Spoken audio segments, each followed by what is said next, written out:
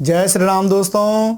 आज हम आपके सामने लेकर आए हैं कि जो 29 सितंबर से और 14 अक्टूबर के मध्य में दोस्तों जो श्राद्ध हैं, जो कि सभी के जो पितृ होते हैं वह धरती में कहते हैं, जो उनके बच्चे इत्यादि होते हैं उनको देखने आते हैं दोस्तों, उनको आशीर्वाद देने आते हैं और कहते हैं कि जब भी हम इन 16 श्राद्धों में 16 जो श्राद्ध हैं दोस्तों, इन 16 श्राद्धों में हम अपने पितरों को क्या करते हैं, जलदान इत्यादि, अन्नदान इत्यादि जो भी उनको तर्पण इत्यादि करते हैं दोस्तों, उससे वह तृप्त होके पुनः वह क्या होते हैं, परमात्मा के वैकुंठ धाम को प्राप्त होते हैं। तो दोस्तों ये मान लीजिए कि इस समय जो श्राद्ध हैं वह क्या है, 29 सितंबर से और 14 अक्टूबर के मध्य में। तो दोस्तों ये जो श्राद्ध हैं 16 श्राद्ध, तो इनमें क्या होता है कि कुछ तिथियां क्षय भी हो जाती हैं, कुछ में कभी क्या आता है कि मघा जिस तिथि में आ जाता है दोस्तों वह उसको भी क्या कर देता है, निगल लेता है, यानी उस दिन भी श्राद्ध करने से कोई प्रतिफल उसका नहीं मिल पाता। तो कहते हैं कि जब जिस तिथि में भी जो तिथियां हैं, इन जिस तिथि में भी मघा पड़ जाए दोस्तों उसमें भी क्या करना चाहिए, उस तिथि वह तिथि को मघा निगल लेता है, उसमें भी श्राद्ध अन्न जल दान इत्यादि करने से कोई फायदा नहीं होता। अतः जब भी अगला कृष्ण पक्ष है दोस्तों, तो उसमें हम क्या कर सकते हैं, अपने पितरों को जल दान इत्यादि, अन्न दान इत्यादि जो भी हमने उनके निमित्त दान करना है उसे दान कर सकते हैं। तो दोस्तों ये मान लीजिए कि यह जो मैंने चार्ट बनाया है इसको सुगम करने के लिए, ताकि आप इसको आसानी से समझ सको कि किस तरीके से यह जो 16 श्राद्ध हैं इनको हमें क्या करना चाहिए, अपने पितरों को जलदान अन्नदान इत्यादि करना चाहिए। तो दोस्तों इसमें दो चीजें हैं, एक है पूर्वाह्न और एक है मध्याह्न। पूर्वाह्न का अर्थ ये होता है दोस्तों रात्रि के 12 बजे से दिन के 12 बजे तक, और अपराह्न का ये तात्पर्य होता है दोस्तों कि 12 बजे से और उसके बाद रात्रि के 12 बजे तक। तो इसका विशेष रूप से ये ध्यान दिया जाता है दोस्तों कि जो तिथि दोपहर को, मतलब जो तिथि दोपहर में 12 बजे के बाद ज़्यादा समय जिसका व्यतीत होता है दोस्तों, उस तिथि को उस दिन क्या दी जाती है, मान्यता दी जाती है। अपराह्न के समय जो तिथि दोस्तों ज़्यादा व्याप्त होती है उसको उस दिन मान्यता दी जाती है। इसीलिए इसमें थोड़ा सा मिनटों और सेकंडों में भी कई बार क्या होता है कि एक ही दिन हम क्या कर देते हैं, दो श्राद्धों को मान्यता दे देते हैं। यानी कि जो इस प्रकार आप ये चार्ट देख रहे हैं दोस्तों, सबसे पहले हम आते हैं पूर्णिमा के श्राद्ध में। तो पूर्णिमा का श्राद्ध क्या है, 29 सितंबर 2023 तारीख को है। तो ये मान लीजिए कि 15:28 यानी 3:28 तक उस दिन क्या है, पूर्णिमा तिथि व्याप्त है। तो दोस्तों जो पूर्णिमा का श्राद्ध होगा वह क्या होगा, 29 तारीख को ही होगा। और उसके बाद दोस्तों प्रतिपदा का भी जो श्राद्ध है वह भी क्या होगा, 29 तारीख को ही होगा, क्योंकि दोस्तों 3:28 के तद उपरांत क्या है, उस दिन प्रतिपदा जुड़ रही है। तो 3:28 के बाद जब प्रतिपदा जुड़ रही है तो दोस्तों मध्याह्न काल को उस दिन प्रतिपदा क्या है, अधिक व्याप्त है। इसलिए 29 तारीख को ही हमें क्या करना है, पूर्णिमा और प्रतिपदा का श्राद्ध दे देना है। क्योंकि दोस्तों अगले दिन जो प्रतिपदा है वह सिर्फ क्या है, 12:22 तक ही व्याप्त है।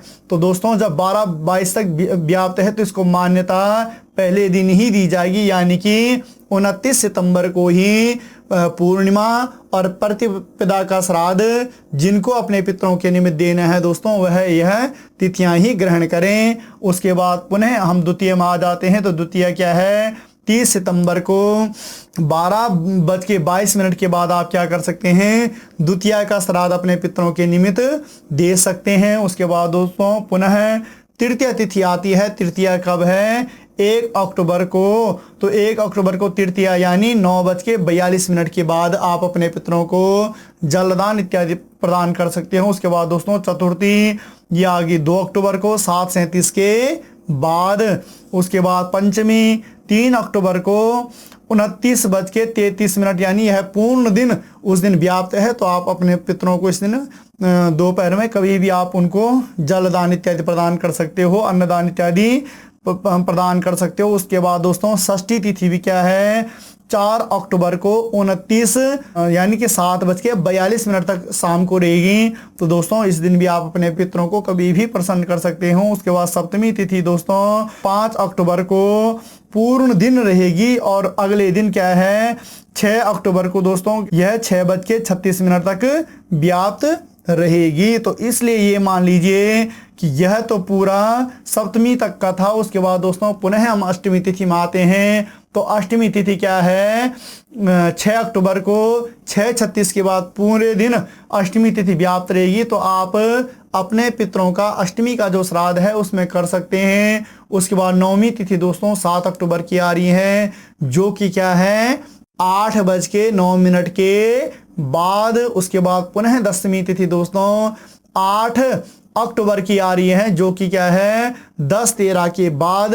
पुनः एकादशी तिथि दोस्तों आते हैं तो 9 अक्टूबर और क्या है 12:37 के बाद। तो दोस्तों यहाँ पर हमने फिर आप देखो कि यहाँ पर हमने 9 अक्टूबर लिखा, यहाँ पर सीधा हमने क्या चले गए 11 अक्टूबर, यानी 10 अक्टूबर को क्या है दोस्तों उस दिन भी एकादशी तिथि व्याप्त है, मगर एकादशी में क्या है मघा है। इसलिए क्या है एकादशी का श्राद्ध जो लोग देंगे अपने पितरों के निमित्त, जो भी लोग श्राद्ध देंगे दोस्तों वह 9 अक्टूबर को दे देंगे। 10 अक्टूबर को कोई श्राद्ध नहीं होगा। इसलिए नहीं होगा दोस्तों क्योंकि उस दिन क्या है मघा नाम का नक्षत्र है। और मघा कहते हैं कि जो भी श्राद्ध मघा में पड़ता है दोस्तों वह उसे क्या कर लेता है निगल लेता है। यानी उसमें आप अपने पितरों के निमित्त कोई भी कार्य करते हैं दोस्तों वह चीजें उन्हें प्राप्त नहीं हो पाती और उसका पुण्य फिर आपको प्राप्त आपको भी नहीं हो पाता। तो दोस्तों 8 तारीख के बाद 8-9 के बाद आप क्या है 10 तारीख को क्या करोगे 10 अक्टूबर की जो तिथि रहेगी दोस्तों 10 अक्टूबर की तिथि में आप क्या करोगे कोई श्राद्ध नहीं करोगे। 11 तारीख को फिर पुनः द्वादशी का श्राद्ध होगा, जो कि क्या है 5:38 तक द्वादशी तिथि है। तो आप कभी भी अपने पितरों के निमित्त जलदान अन्नदान इत्यादि कर सकते हैं। उसके बाद दोस्तों त्रयोदशी तिथि है वह क्या है 12 अक्टूबर को, जो कि क्या गई है 7:54 तक गई है दोस्तों। उसके बाद चतुर्दशी पुनः 13 अक्टूबर की दोस्तों 21:51 यानी 9:51 तक रात्रि गई है। और अमावस्या दोस्तों 14 अक्टूबर यानी 23:25 यानी 11:25 तक गई हुई है। तो दोस्तों ये पूरे श्राद्ध हैं जो 16 श्राद्ध हैं दोस्तों, इस प्रकार से इनमें है। जो तिथि मघा रहित थी उसको हमने वहीं पर 10 तारीख का कोई भी श्राद्ध इसमें नहीं दिया। तो दोस्तों इस प्रकार से अगर आप अपने पितरों के निमित्त कोई भी कार्य करते हैं यानी कि आप उन्हें जल प्रदान करते हैं, तर्पण इत्यादि उनको प्रदान करते हैं दोस्तों, किसी प्रकार से ब्राह्मण भोजन इत्यादि करवाते हैं या गरीबों में कोई अन्न इत्यादि बंटवाते हो, भोजन इत्यादि गरीबों को देते हो, तो दोस्तों इससे क्या होते हैं आपके पितृ भी प्रसन्न होते हैं। और वह जब अमावस्या तिथि को जिस दिन क्या होता है सर्वपितृ श्राद्ध इत्यादि होते हैं, सर्वपितृ श्राद्ध होते हैं इस दिन दोस्तों। सभी अगर किसी भी कारणवश आप इन 16 श्राद्धों में मतलब अपने पितरों की तिथि इत्यादि भूल जाते हो दोस्तों, कई बार क्या होता है हमें किसी चीज़ का ज्ञान नहीं होता, तो अगर हमें किसी पितृ की तिथि इत्यादि पता नहीं है तो उसके लिए क्या है अमावस्या तिथि है, क्योंकि सर्व पितृ के निमित्त होती है अमावस्या।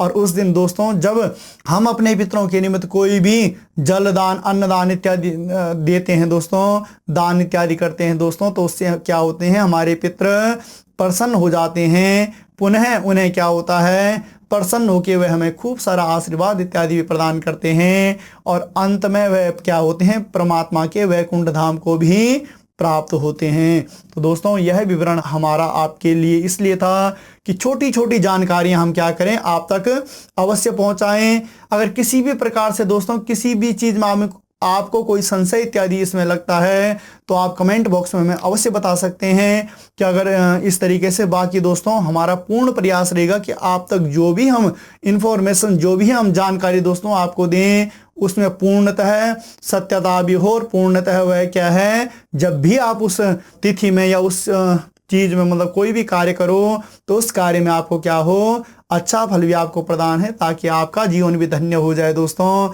तो दोस्तों आपने क्या करना है कि हमारे वीडियो को लाइक भी करना है, शेयर भी करना है और दोस्तों अभी तक आपने अगर हमारे चैनल को सब्सक्राइब नहीं किया तो आपको यह सब्सक्राइब जरूर करना है दोस्तों, क्योंकि छोटी छोटी जानकारियां भी, वैसे तो हम 12 राशियों का तो देते ही हैं, मगर उसके बाद में हम क्या करते हैं, कभी कभी छोटी छोटी जानकारियां भी आप तक पहुंचाते हैं। तो दोस्तों यह जानकारियां आपको तभी प्राप्त हो सकती हैं जब आप हमारे चैनल को क्या करोगे, सब्सक्राइब भी करोगे। तो दोस्तों आपको यह भी अवश्य करना है, और मिलते हैं पुनः एक नई वीडियो में। तब तक के लिए जय श्री राम।